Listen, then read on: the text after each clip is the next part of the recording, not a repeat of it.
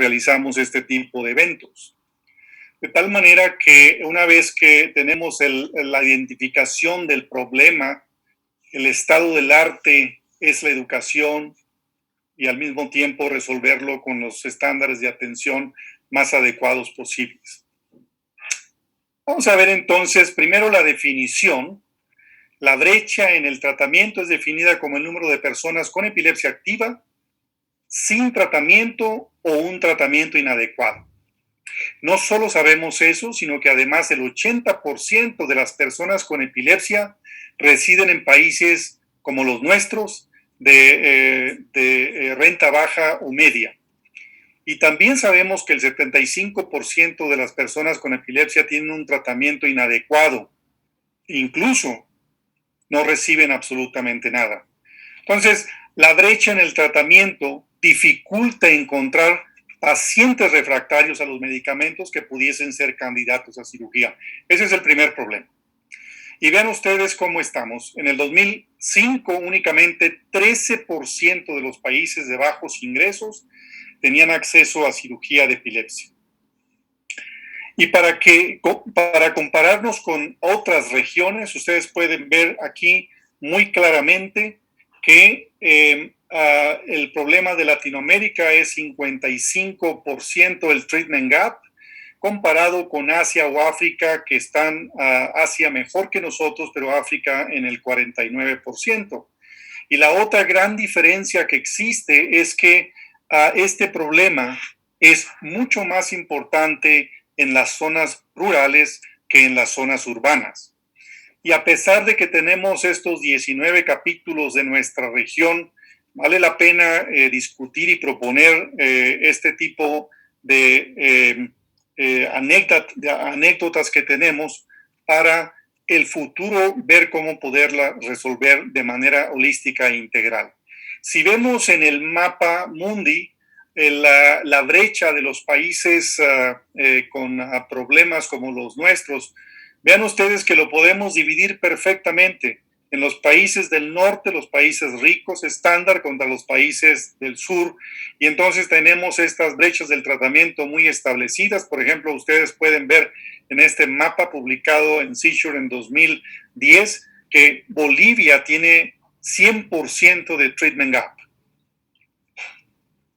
Por otro lado, podemos ver las grandes diferencias que existen entre las zonas rurales, con un complejo mucho mayor que las zonas urbanas, y podemos ver también cómo se comporta esto dependiendo del ingreso per cápita de las familias. Por otro lado, hemos ido mejorando a lo largo del tiempo, es decir, se ha visto una reducción, aunque no de gran impacto, pero sí significativa.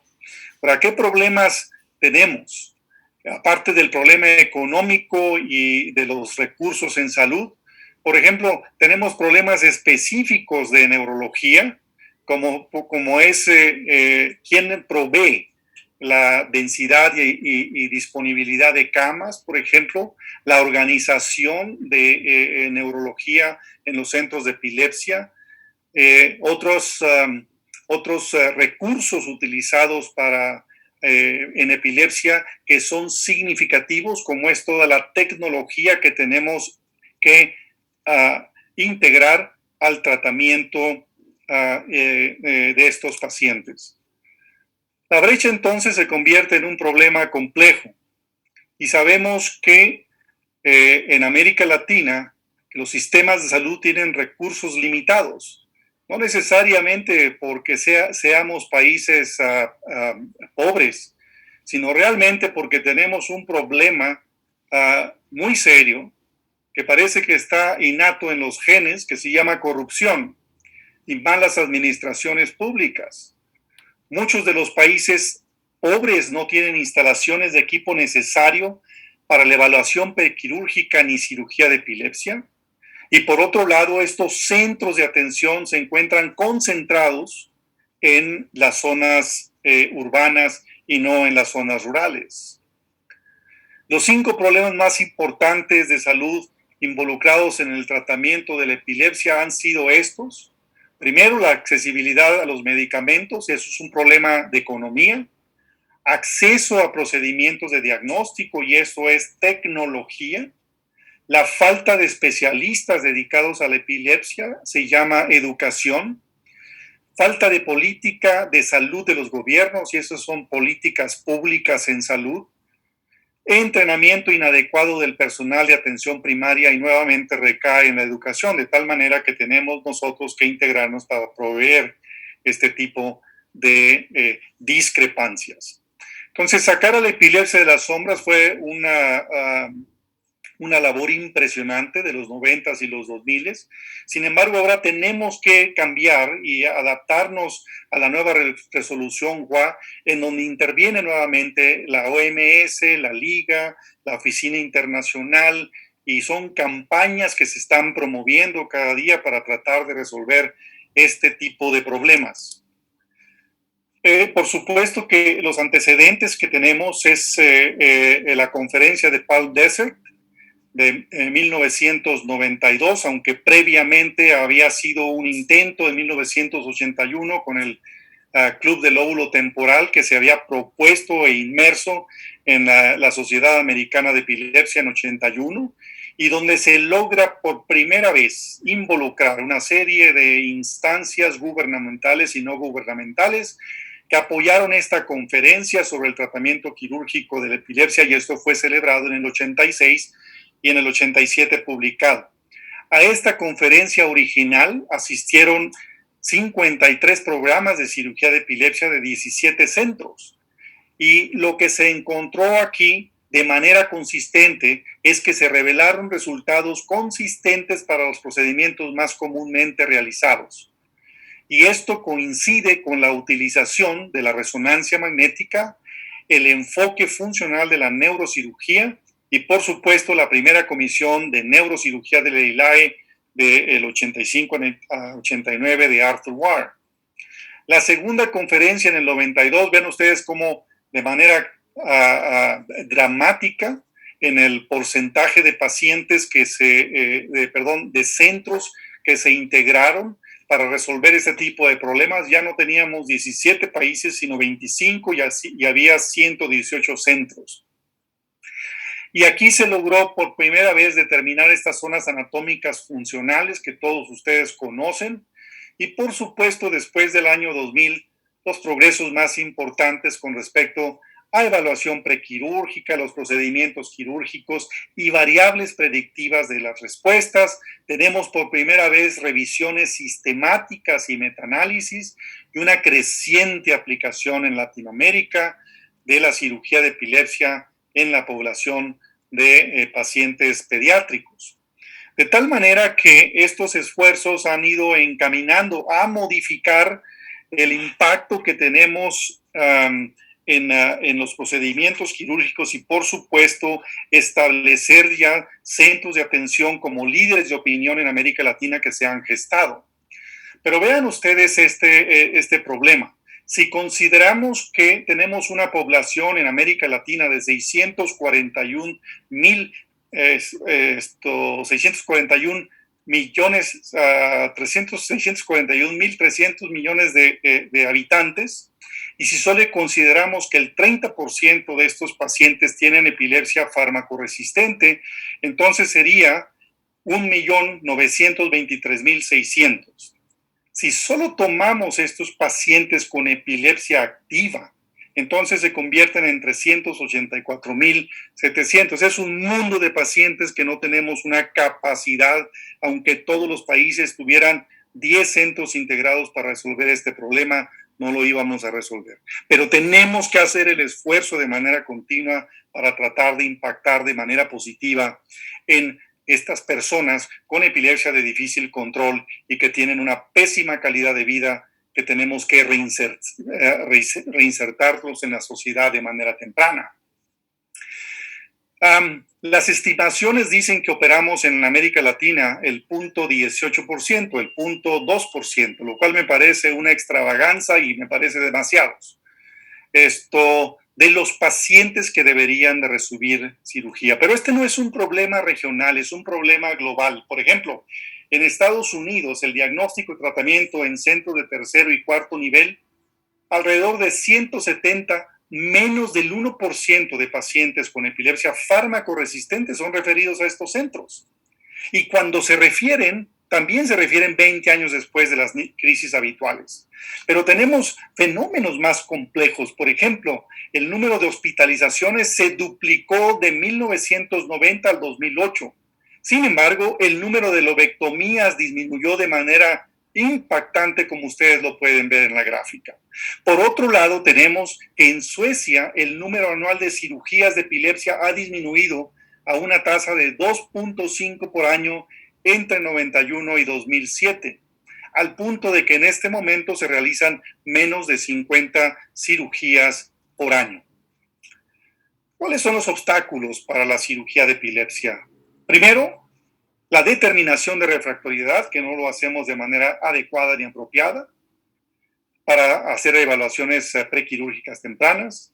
El otro problema grande es la referencia de los pacientes, el acceso a centros especializados y los costos y la falta de capacitación. Pero el problema fundamental se encuentra en el hombre de la bata blanca, es decir, nosotros, y en ocasiones son porque obedecen a intereses particulares, a ego, y en una gran cantidad de los casos, también hay que decirlo claro y fuerte, por ignorancia.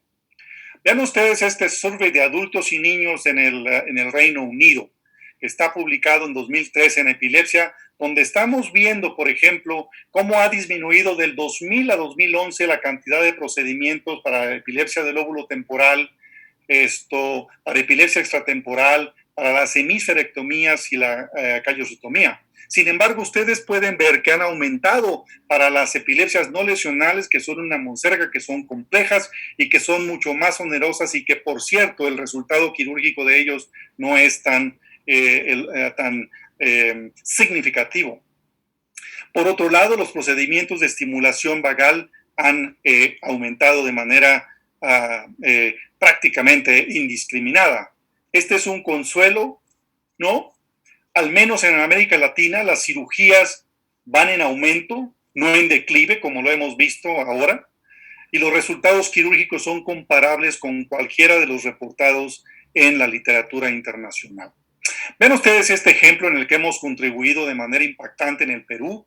Es un proyecto que se inició con la colaboración en el Instituto Nacional de Ciencias Neurológicas, en las que participamos varias instituciones para ayudar, educar y promocionar la cirugía de epilepsia con una serie de simposios y conferencias, visitas incluso, la compra del equipo de video EEG y luego el entrenamiento de los personajes en distintas partes de América Latina. Y vean ustedes que hasta septiembre de 2020 han realizado 150 procedimientos quirúrgicos, lo cual es una verdadera hazaña. Y esto se repite no solo para el Perú, sino también para Guatemala, para El Salvador, etcétera. Pero quisiéramos que más centros tuvieran esta capacidad de resolver los problemas y tener un impacto mayor y positivo. Por supuesto que nunca vamos a dejar a nadie enteramente satisfecho. Se cuestiona, por ejemplo, Gretchen y Birbeck, se cuestiona si este abordaje es el óptimo y que si no estamos desatendiendo problemas que son mucho más evidentes como la mortalidad infantil, etcétera. Pues la respuesta es bastante complicada. Este es un problema dual. Sin embargo, tenemos que optimizar recursos y reducir la brecha del tratamiento farmacológico. Esta es nuestra prioridad y por eso tenemos estos capítulos para tratar de impactar de manera directa junto con la comisión y mejorar la calidad de la atención que demos a las personas con epilepsia. Entonces, un programa bien estructurado se puede ofrecer en beneficio sustancial a las personas que tienen este tipo de problema.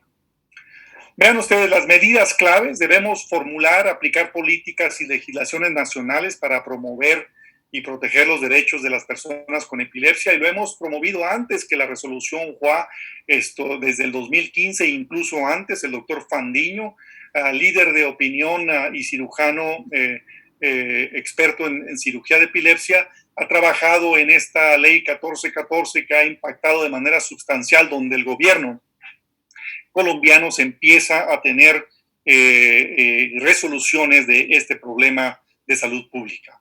Debemos mejorar la prestación de los servicios, integrar el manejo de la epilepsia en la atención primaria, aumentar el acceso a los medicamentos. Esto también es un problema con cada cambio de administración, implementar las estrategias de prevención de la epilepsia y, por supuesto, aumentar la sensibilización, la visualización y la educación al público.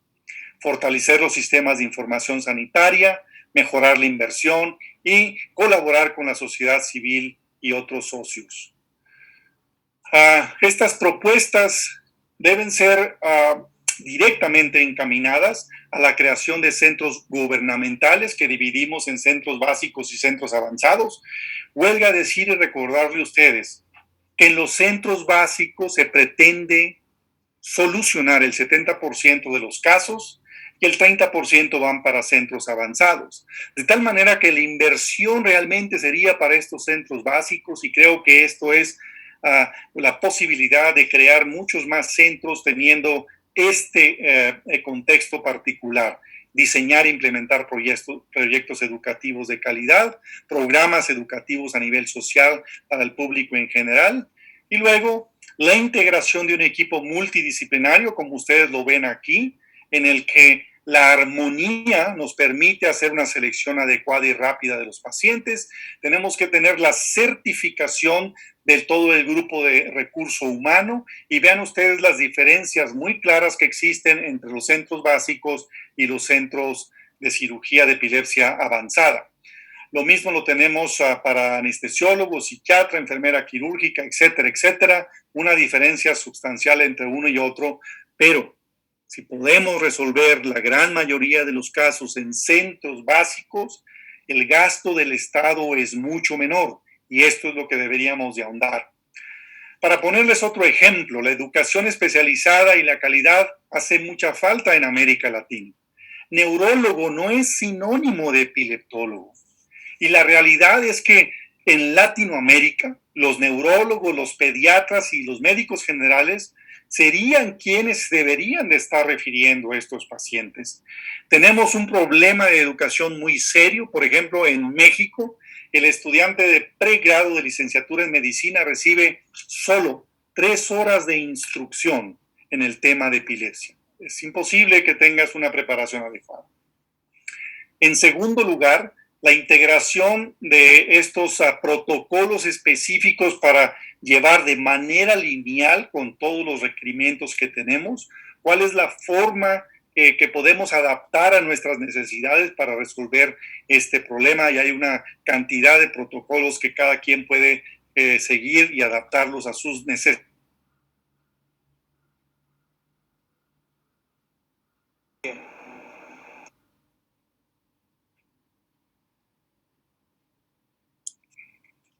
Muy importante, en el cual vean ustedes también las diferencias que se tienen en las diferencias que se tienen en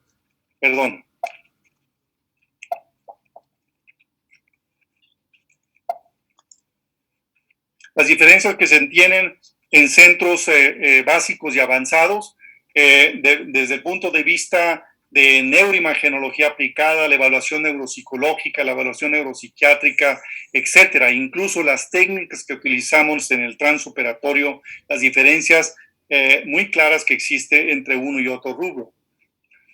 Y en tercero, tener un diseño de protocolos y procedimientos que nos permita hacer una clasificación adecuada de los tipos de procedimientos quirúrgicos que tenemos y luego también estandarizar estos resultados. Por otro lado, debemos establecer protocolos de seguimiento, es decir, no solo decir, ok, ya lo operamos, ahora hay que darle el seguimiento adecuado para saber el retiro de los medicamentos, cuándo lo haremos, la contrarreferencia y seguimiento por el neurólogo que refiere al paciente, el llenado detallado de la base de datos que nos falla muchísimo y que debemos hacer hincapié en tratar de tener y normar metodología de base de datos y, por supuesto, mantener, aumentar e internacionalizar nuestros índices de calidad. Publicaciones tenemos muchísimas. En LILACS ustedes lo pueden ver aquí a lo largo del tiempo, es decir, hemos mejorado, pero desde el 86 a la fecha, de manera exponencial prácticamente ha habido una un recurso muy importante. Este es el contenido de los últimos 20 años que el programa prioritario de epilepsia y el capítulo mexicano hemos trabajado de manera ardua para publicar, para hacer, para inculcar el conocimiento, la educación desde el médico general hasta el especialista. Teniendo en cuenta que tenemos en programa los lineamientos para el tratamiento quirúrgico de epilepsia que se han abonado y que los reconocen todas las instituciones y las academias en México. De tal manera que debemos ir rompiendo estas barreras estructurales del sistema de salud, aumentar la cantidad de lugares especializados para hacerlo. La población altamente dependiente de los servicios de salud del Estado también es un gasto impresionante.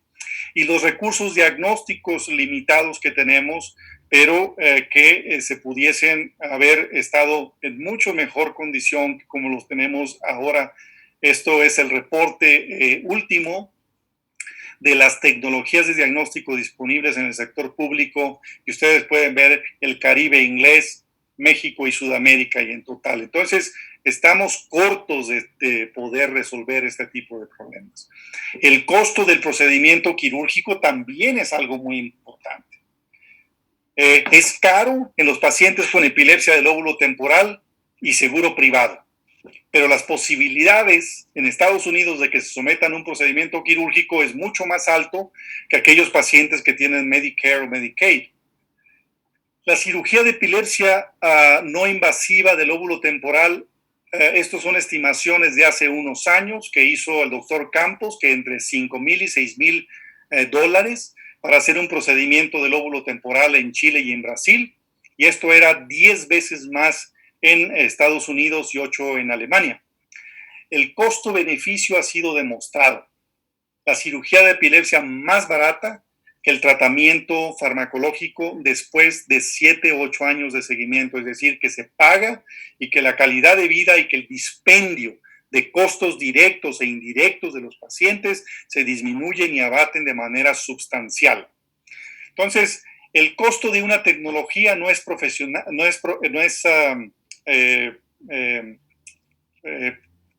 proporcional a su valor diagnóstico, de tal manera que necesitamos expandir estos recursos humanos de educación, que es el fenómeno de recursos subutilizados y obedece a N cantidad de problemas, desde desconocimiento e ignorancia de los facultativos, de los médicos encargados de ver estos pacientes de manera puntual.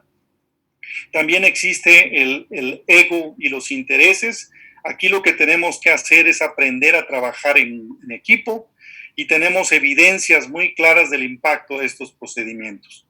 Las actitudes de referencia, el neurólogo debe dejar ese sentimiento de perder un paciente cautivo, desconocimiento de los síntomas epilépticos remediables quirúrgicamente, concepciones erróneas sobre el riesgo y beneficio de la cirugía de epilepsia, dado que la complejidad del sistema de salud, generalmente mixto, no existen mecanismos de referencia prácticos o son imprecisos.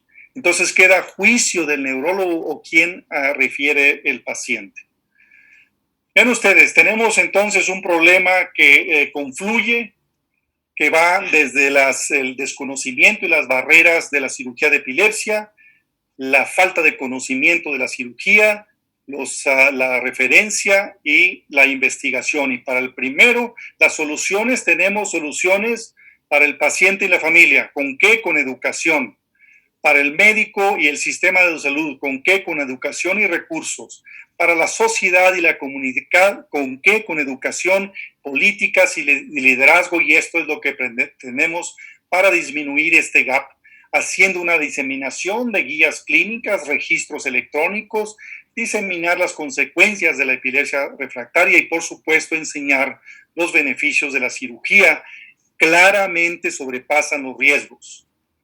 Los retos para el futuro, entonces, es convertir a la cirugía de epilepsia en una intervención terapéutica que sea financiera, geográfica y culturalmente accesible, incluir las intervenciones al personal de salud para proveer una atención más integral y oportuna. Entonces, nuevamente, no permitir que sesgos personales interfieran con el proceso de toma de decisiones, el proceso de toma de decisiones del clínico en lo que respecta a la aplicación de las guías clínicas. Como conclusiones, dejarles a ustedes muy claro que esta brecha de tratamiento quirúrgico es multifactorial, como lo vimos, que los centros existentes, los resultados quirúrgicos son comparables a las estadísticas mundiales. Debemos continuar replicando esto y mantener el estándar de calidad. Tal vez debemos de hablar menos y seleccionemos y estudiemos a más pacientes para beneficio de los mismos. Por supuesto que tenemos incógnitas en los protocolos de estudio, las tecnologías de diagnóstico, factores predictivos. Sin embargo, la evidencia es suficiente para realizar tratamiento quirúrgico eficaz, costo efectivo y con impacto significativo en crisis y calidad de vida de estas personas con epilepsia de difícil control. Reconocer que la realidad de Latinoamérica es inequidad y desigualdad. Esto no debe obstaculizar nuestro progreso. Dejarlos con esta máxima de Marco Aurelio del siglo IV. Todo lo que escuchamos es una opinión, no es un hecho, así que la palabra puede ser viva o muerta. Todo lo que vemos es una perspectiva, no una verdad. Entonces hagamos realidad este problema toral de salud pública para beneficio de las personas con epilepsia de difícil control. Muchas gracias.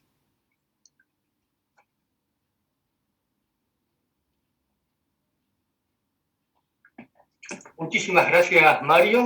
La verdad, excelente tu presentación. Deja algunos interrogantes de cómo poder justamente llevar todo esto adelante en Latinoamérica. Así es. Hay algunas preguntas, voy a empezar de menos a más.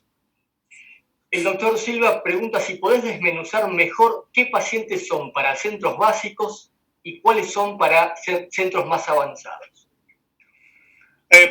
Para Walter decirle que, por ejemplo, las cirugías más comunes siguen siendo la cirugía de epilepsia, independientemente de los americanos ahora estén diciendo que ya no hay lóbulos temporales. Eso es una paja mental, siguen estando ahí y siguen para diagnosticarse.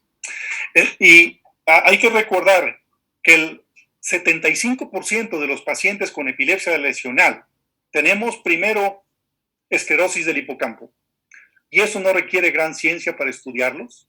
Y además, tampoco requiere grandes recursos. Necesitamos electroencefalografía lateralizada y focalizada con la imagen de resonancia magnética. Y este ha sido un hecho contundente que se ha demostrado varias veces por Brasil y que recientemente se vuelve a hacer una publicación muy importante, pero desde que Arthur Cuquier publica el artículo donde dice, espérate, tampoco tenemos que hacerle video EG a todos estos pacientes, están altamente lateralizados y focalizados, entonces no gastes, resuelve. Y eso es lo que tenemos que aprender a hacer. Y todos estos pudiesen estudiarse en centros básicos. Centros avanzados serían todos los otros centros que complementan la posibilidad de hacer registros invasivos, de hacer electrocorticoidea transoperatoria, de hacer procedimientos de investigación complejos, etcétera, y sobre todo para las epilepsias no lesionales. Pero lo que creo que tenemos que poner mucha atención, esto es la diferenciación real. Es decir, los pacientes que se invaden van para centros avanzados, los pacientes que no requieren invadirse van para centros básicos. Y esta debería ser nuestra pauta de decir la diferencia entre uno y otro.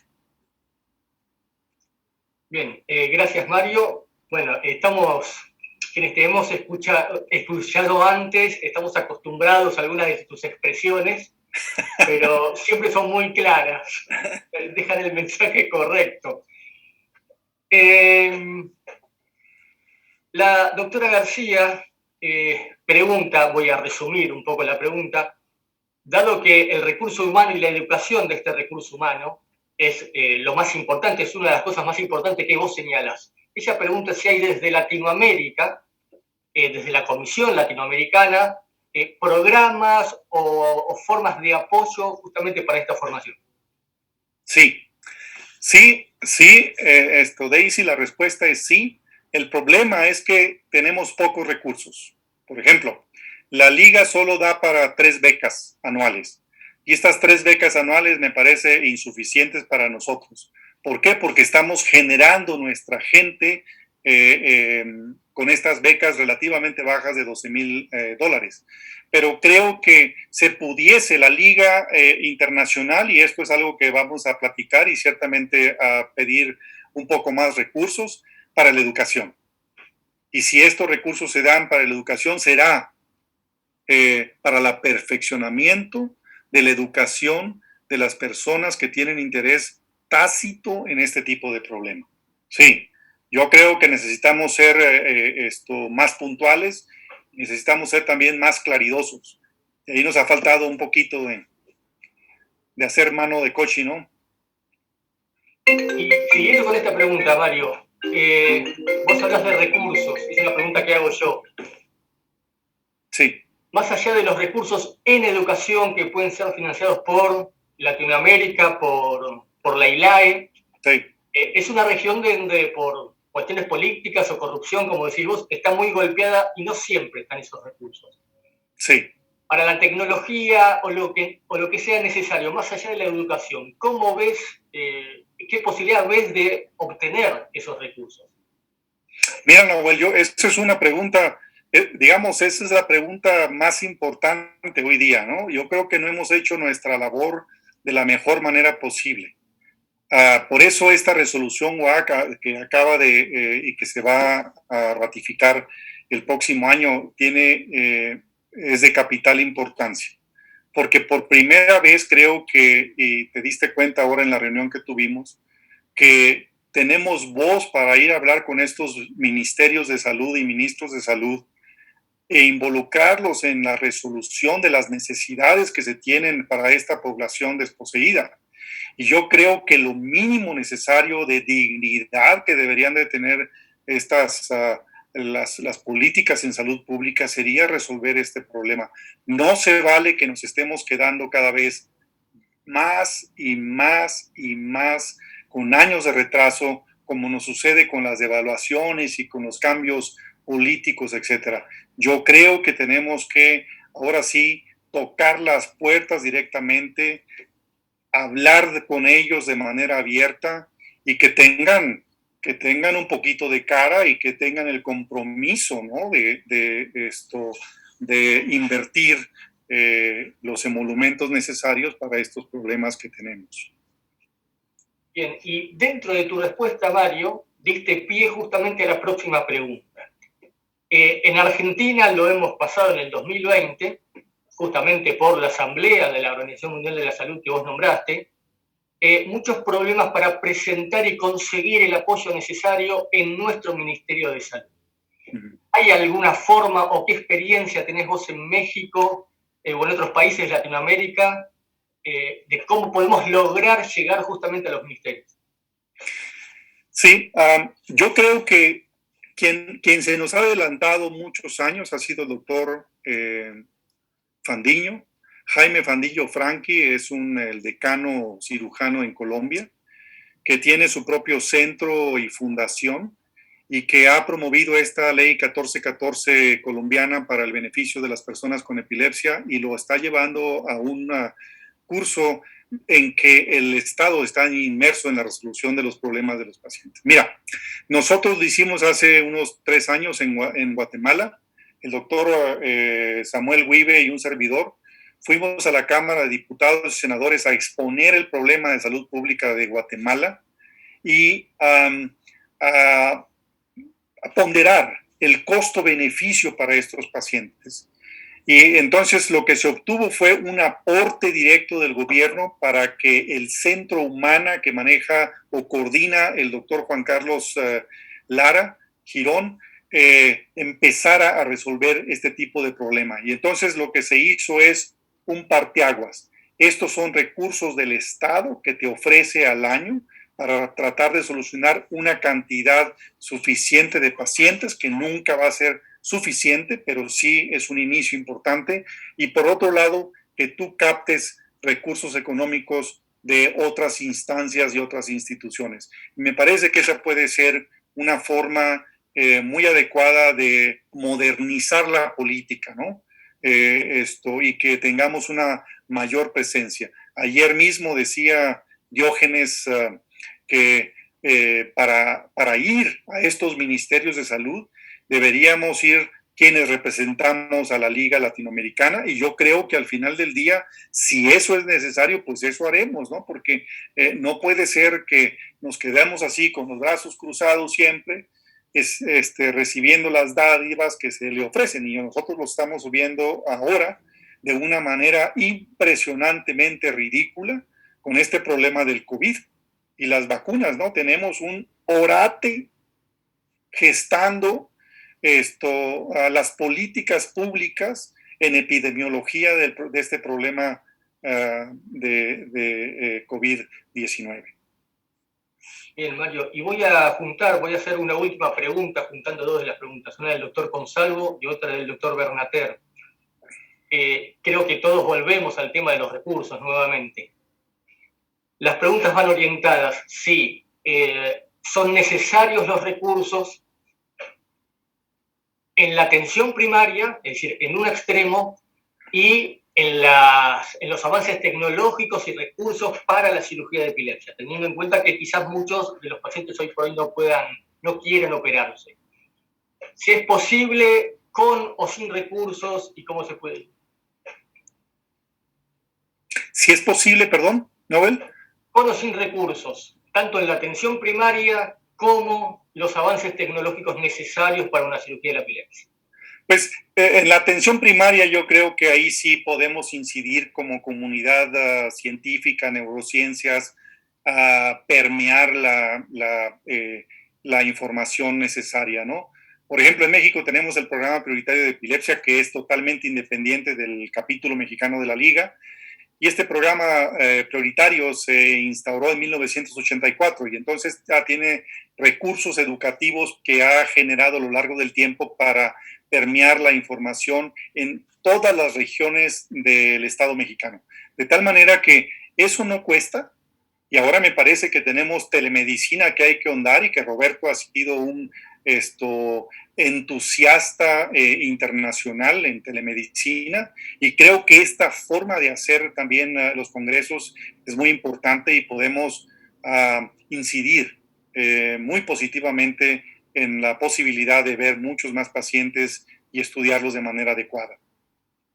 Bien. ¿Y este es un gap insalvable para los recursos tecnológicos en cirugía de la epilepsia? Pues digo, da una pena